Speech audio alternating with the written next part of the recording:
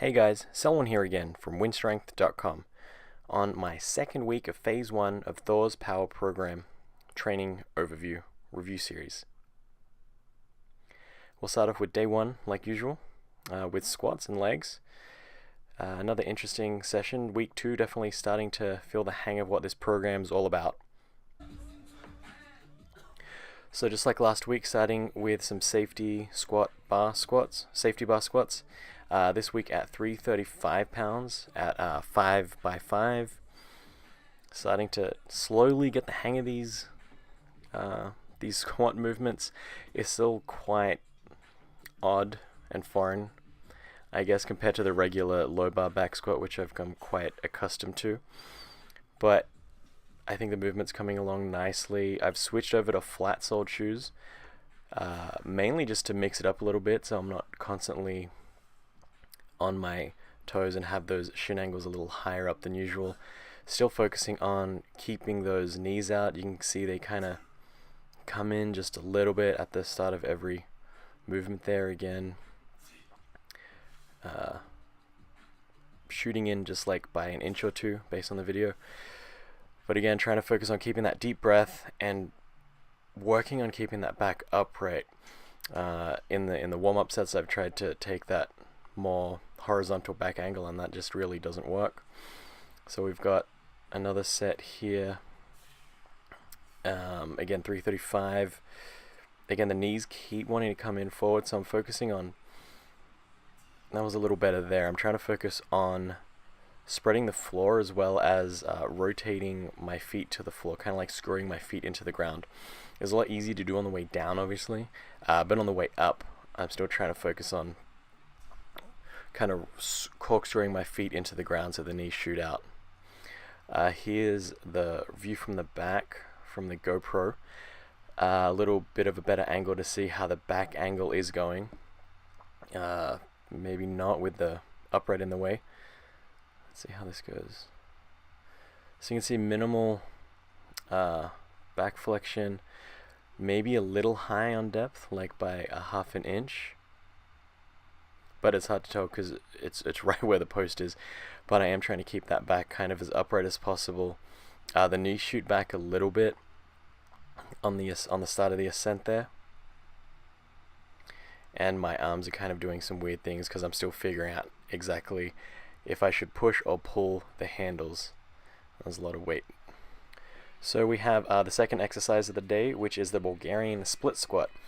They recommend the dumbbells with this movement. I don't have heavy enough dumbbells to do this, so I opt to go for the safety squat bar version. Just obviously easier than the straight bar version just because of the balance issue.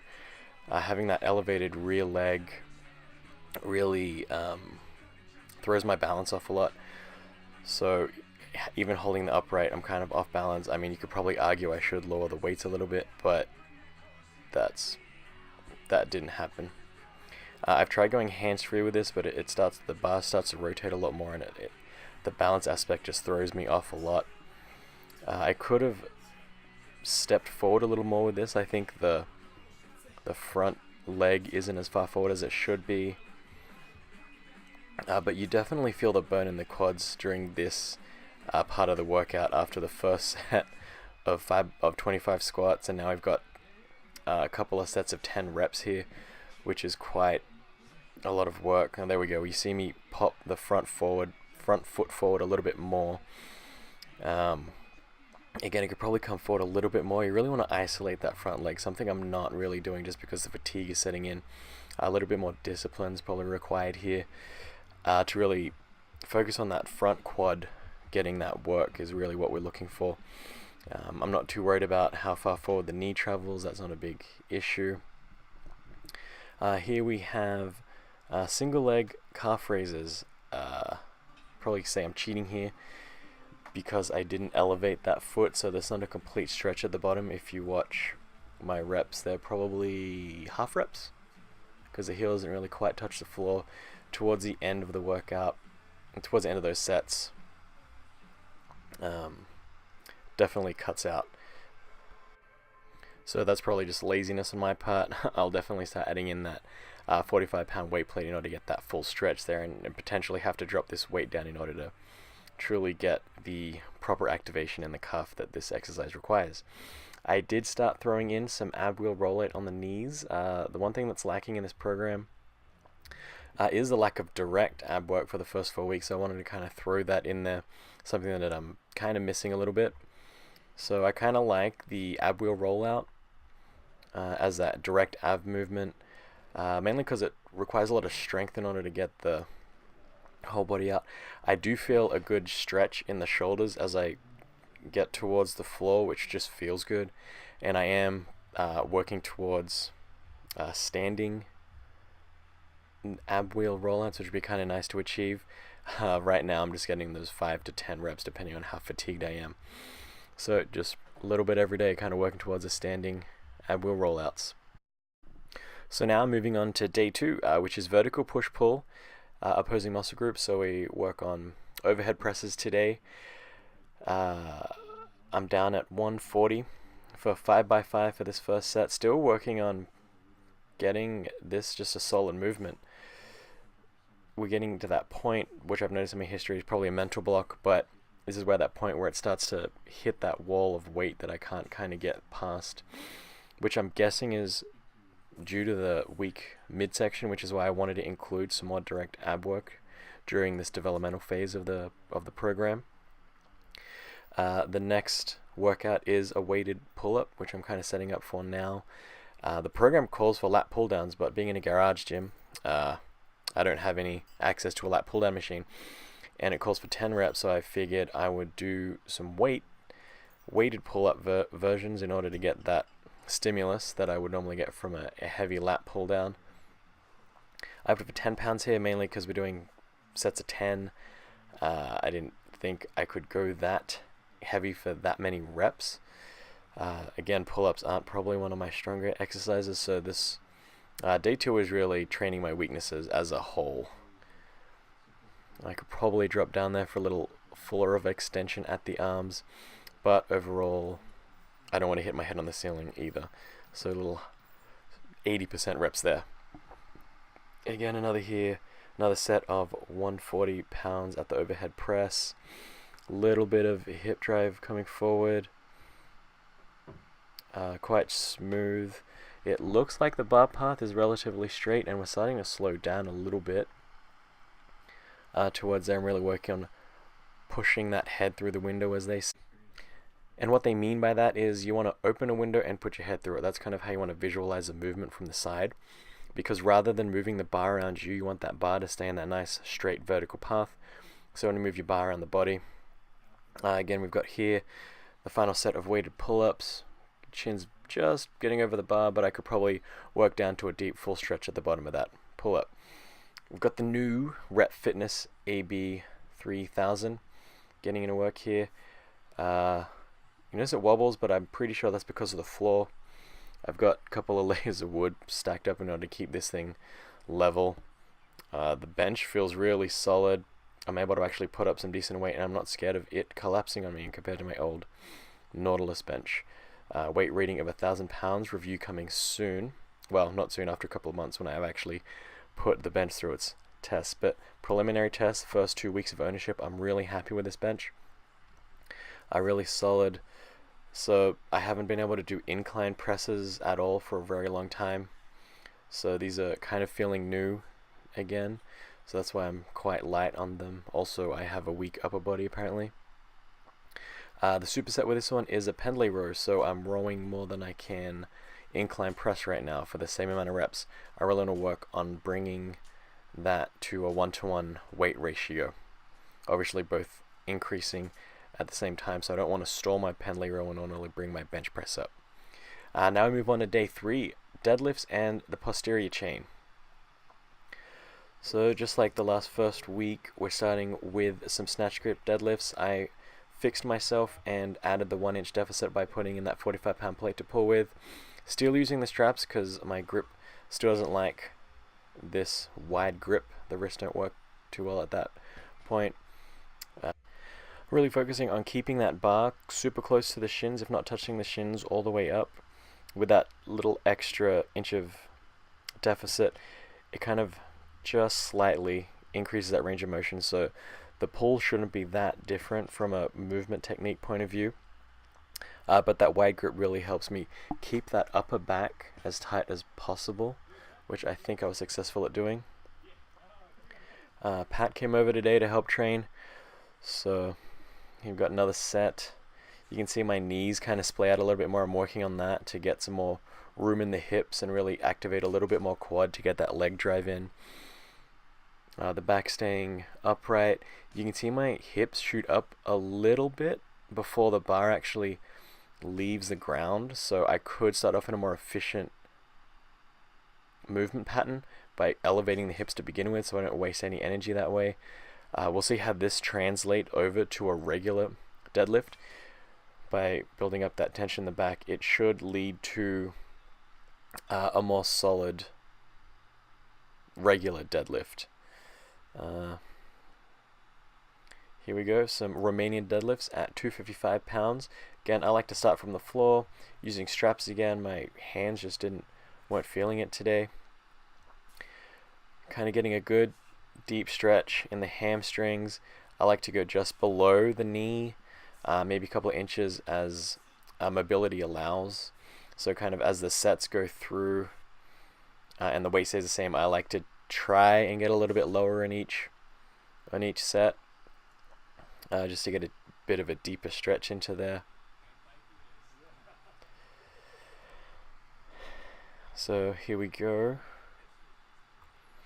Strapping in. This is 255, which is significantly lighter than I'm used to doing with these. But again, I think we're building up some lower back strength. I think that's the goal of this first phase, with the SSB squat, the Romanian deadlift, the snatch grip deadlift for the 1 inch deficit. Feels like it's really driving up, working the lower back and the posterior chain without actually using a lot of heavy weights. By adding difficulty and adding range of motion, we're able to stress lower back without adding intensity, which reduces neural fatigue, supposedly. So here we go, good solid pull off the floor. Actually, the weight's feeling lighter and the range of movement's feeling a lot better after doing those wide grip deadlifts. You can see they're still coming down at the exact same level.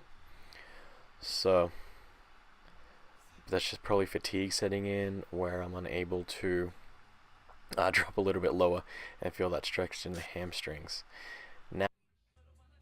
So now we've got some warm-ups for the next exercise, which are good mornings. Sometimes it's great to have a training partner with you.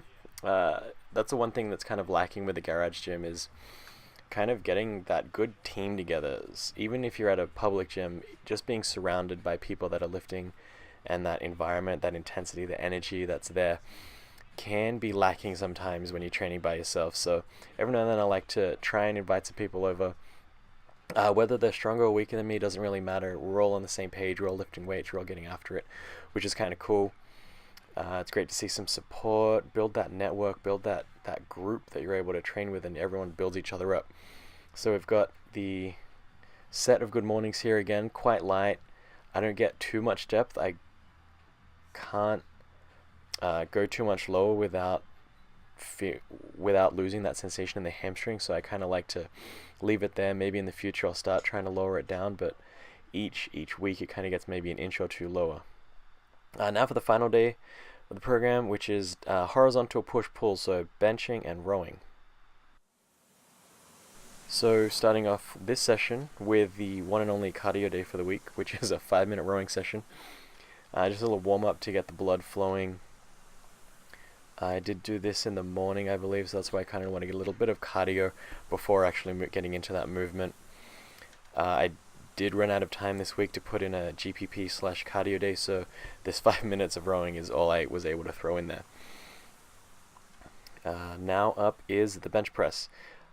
What's really cool with the new bench is, even though it does have that gap in the middle where it comes up, I'm still able to drive my feet into the ground without sliding up on the bench. The pad just feels really solid, and it feels like I'm more supported with the bench, so there's not a lot of rocking back and forth. So I feel like this new piece of equipment will help me achieve a better bench, even though I shouldn't blame the equipment.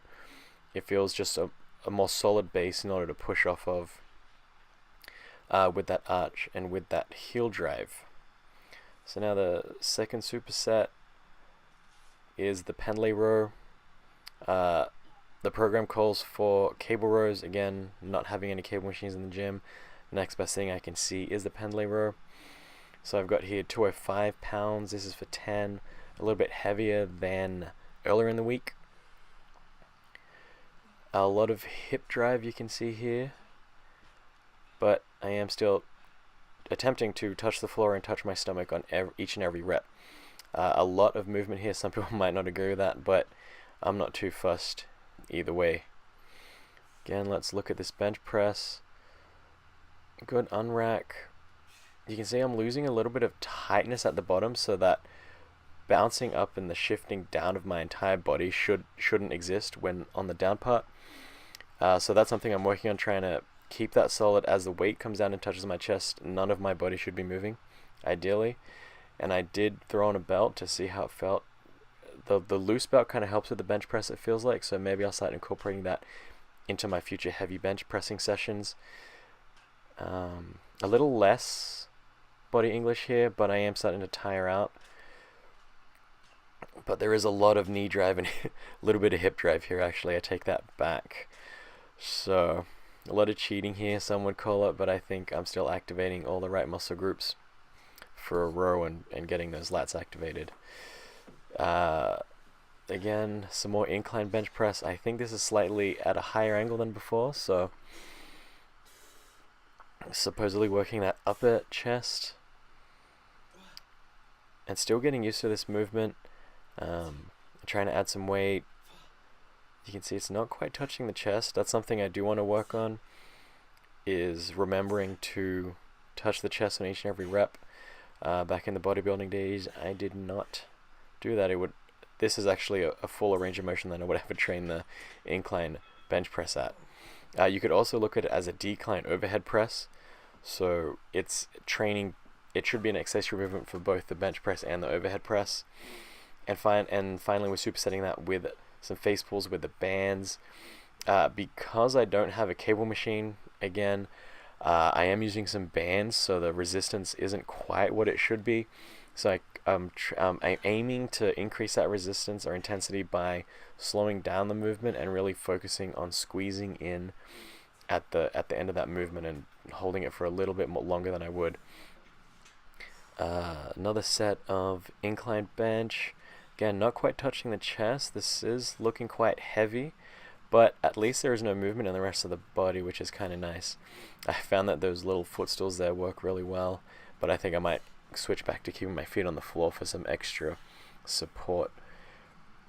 All in all, I could probably bring the grip in a little bit, looking a little wide there, but it does feel nice on my shoulders, and at least I'm getting a full extension at the top and pushing some more weights there. And this will be the last set of face pulls. Really, this is helping to activate the scapula and keeping the shoulder blades in retraction, which is what you want for most of these movements.